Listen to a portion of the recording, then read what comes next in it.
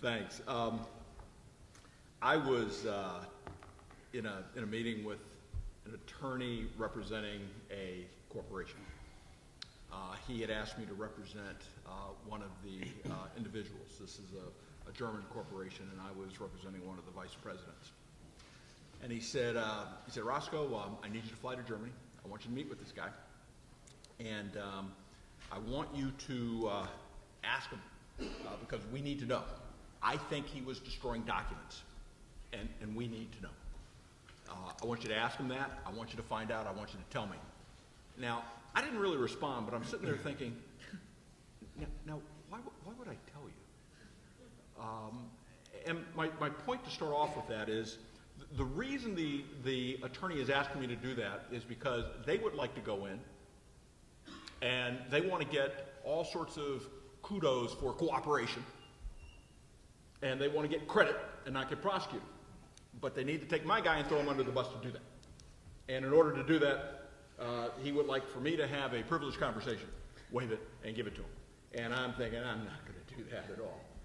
And my point really is that it's not a disagreement with anything that you're going to hear and have heard. But I'm not sure that there has been that much erosion in the attorney-client privilege as we know the attorney-client privilege. There has been nothing that says that you've got to give this stuff over. And I think there are attorneys out there who will say no. Now, I understand I was representing an individual, but I think as you listen to what's going on, the problem really is the boldness of the Department of Justice, which, quite frankly, as an adversarial system, I think they're entitled to do. I think that the problem isn't the fact that they ask. You can ask for anything. Heck, I go in and ask. I go, can you guys go away and leave my guy alone? And they go, well, we're not going to do that. You can ask. The problem that you hear, that at least that I hear when we talk about the attorney-client privilege, and when you look at Arlen Specter's bill, a former prosecutor himself, is that it's the way the department counts when they're going to decide whether they're going to indict and prosecute a corporation. That's the problem. How are they going to line things up on a balance sheet? Is it going to be cooperation or non-cooperation?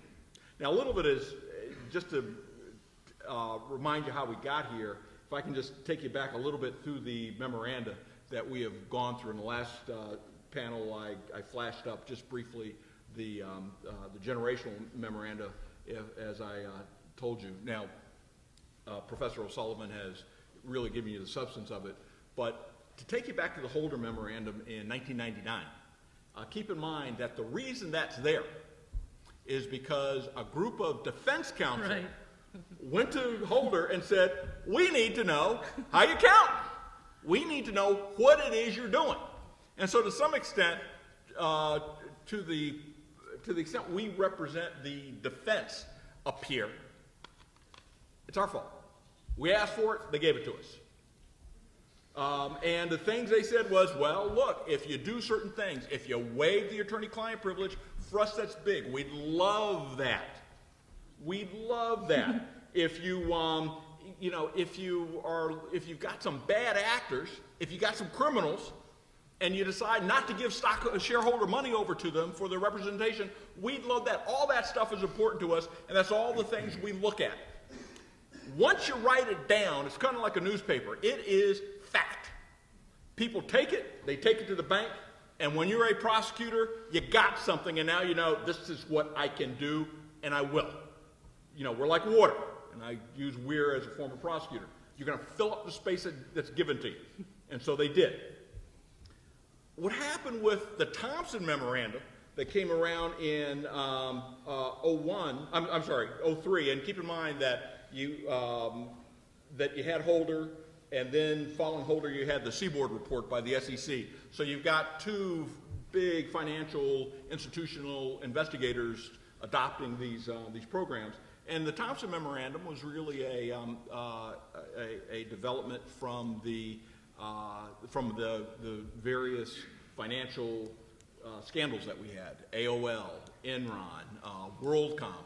And what Thompson did was take those factors and gave it an edge and said, basically, I mean, it's back to the old, look, you're with us or against us. And if you want to show that you're against us, look at this list. If you're paying for the other guys, you're against us, you're a bad guy, we're going to indict you. If you don't waive your attorney-client privilege, you're a bad guy. And all of a sudden, with the Thompson Memorandum, you see them starting to keep count. And as a defense attorney in your head, you're looking at these things sort of measuring up on one side or the other. And there was a storm. And Senator Specter did respond. There was a storm because what happens is as you get into the Justice Department, and I mean, you can talk about things like deferred prosecution agreements being contracts, but the fact of the matter is, I don't know how many of you know Earl Silbert, great guy, former U.S. Attorney in the District of Columbia, and somebody I talked to quite a bit. And when I asked him about, as I go into private practice, Earl, what do I need? And he said, knee pads. You need to go in and you need to be willing to beg. It is just not an even fight. I've been told it suits with 2 pairs of pants. You're right. Yeah. I just don't drink water on the way in. But you go in there and you can talk. But when you talk about contract theories, you're usually talking about 2 equal parties, and it is just not equal. It just isn't. And they have information, quite frankly, that you're not sure what they have. You're not sure how they're going to use it. And then they're saying to you, but we might be able to give you a break if you're a cooperator, if you give this stuff up. And Holder really put a tweak on that, and then you had McNulty come along, and this is just me, and I like Paul, don't get me wrong, but when you see the McNulty Memorandum, and I don't think Paul will really debate this, but the McNulty Memorandum really was to hold off the passage of Senator Specter's bill. That was it. And he is trying to make some concessions. And so with those concessions, what he does is say, look, we're going to still ask for it, mainly because we can, and mainly because we need it. We'd rather have you spend your money than us spend ours.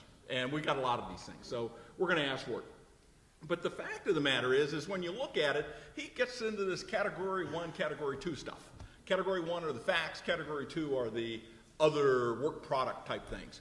But for those of you who've been through an internal investigation, you just don't do reports like that. The only reason you're doing an investigation, you don't go into an internal investigation looking for legal theories. You go into internal investigations looking for one thing, or things, facts. That's it. Who you ask, how you ask, what you use to get them. To me, that's all part of the attorney work product. But I don't think any prosecutor and I don't think any defense attorney goes through trying to figure out what has happened. And keep in mind, a lot of this stuff kind of blows up out of nowhere. They sometimes follow search warrants. And it's not like you go, I mean, you certainly try to design it, but you don't go in thinking I'm going to put some of the stuff we learn over here and some of the stuff we learn over there, and this stuff we're going to give to the Department of Justice, and this stuff we're not. From a practical standpoint, it just doesn't work, and I think that's what became unwieldy about the McNulty Memorandum. And then the Phillip Memorandum tried to bring you back. It tried to bring you back to a point that was the Holder Memorandum, but I'm not sure we're quite there. Now, I do think you can still walk in and say to a prosecutor, no. The problem isn't always a defense attorney. A lot of times it is simply the corporation. The fact of the matter is, if you are a publicly traded company, if you get indicted once, I will tell you, for the rest of your existence, every time there's an article anywhere, it will say, the such and such corporation, indicted in 2009. Whether you were exonerated, acquitted, convicted, it doesn't matter. That's what it's going to say. It doesn't help public confidence in your company. And that's why when you walk in and people ask when the Department of Justice asks for a waiver, that's why it's tough, even though you can still say no, to convince your client it's the way to do things. The boogeyman, from my standpoint, out there is still what counts as cooperation. This is a story I was sharing with Professor O'Sullivan, but I was representing another client, and I'm talking to the prosecutor, and what she asks me is that if I can have different company employees who are around the country, and in fact around the world, but in this case she starts with the ones that are around the country, and she wants our company to fly these people in at our expense, put them up so she can interview them. And I'm sitting there thinking, now, Jesus Christ, why would I do that? You know, and she says, well, the reason you do it, Roscoe, is because the companies who are cooperating, that's what they're doing. And the companies who aren't cooperating, they're not doing it for us. So if you want to look like you're a cooperator, that's what you'll do. And again, it's sort of the counting. And this is another thing in, I'm going to indict your guy list. And when you sit down and talk to the general counsel, the reality is they don't want to be indicted. And you can sit there and go, hey, I'm a tough guy. Don't worry, I can stand up to these guys. And the point is, that's not the point. Mm-hmm. That's not the point. Roscoe, they're counting, and I don't like it. I don't want it to be counted. If there is a little hitch in the Philip memorandum, and if there's a little hitch to all this, and the counting, I think corporations just have to deal with.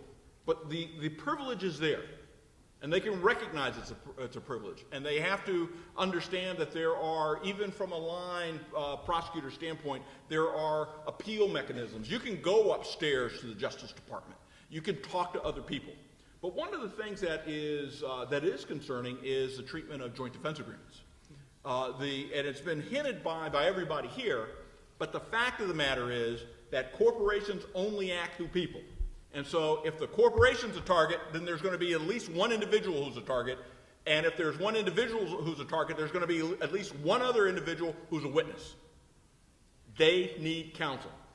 And one of the things that's outlined in all the memoranda is that if you are engaged in a joint defense agreement, they don't look at that favorably. It does a couple of things to you.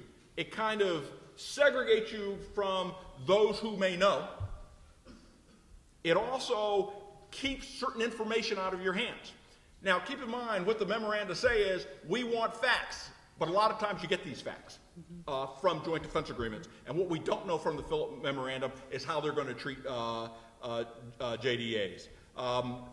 Those are my, if you will, off-the-cuff comments. I thought everybody did a great presentation, and I'll turn it over to Bill Litton. Roscoe.